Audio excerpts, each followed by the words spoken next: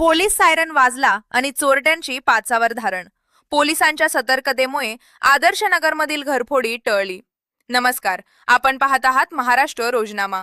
बुलढाणा जिल्ह्यातील खामगाव शहरातील आदर्श नगर परिसरात मध्यरात्री घरफोडीच्या प्रयत्नामुळे खळबळ उडाली. बंद घराचे कुलूप तोडून 3 चोरट्यांनी घरात प्रवेश केला. मात्र याच वेळी पोलिसांच्या पेट्रोलिंग वाहनाचा सायरन वाजला आणि चोरट्यांच्या चोरीच्या प्रयत्नावर पाणी फिरले. मिळालेल्या माहितीनुसार आदर्श नगर येथील जसवंत सिंग चव्हाण हे कुटुंबासह बाहेरगावी गेले होते. घर बंद असल्याची संधी साधत मध्यरात्री 3 चोरट्यांनी चव्हाण यांच्या घराचा करीकोंडा आणि कुलूप तोडून घरात प्रवेश केला.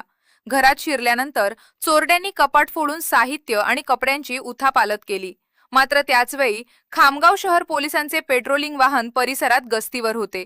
पोलिसांच्या वाहनाचा सायरन ऐकताच चोरट्यांची धांदल उडाली.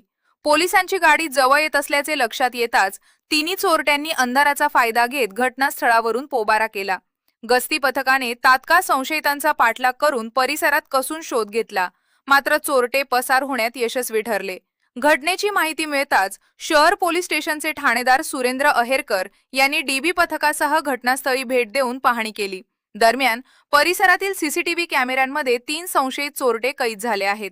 या सीसीटीव्ही फुटेजच्या आधारे तसेच तांत्रिक पुराव्यांच्या मदतीने पोलिसांनी तपासाला वेग दिला आहे.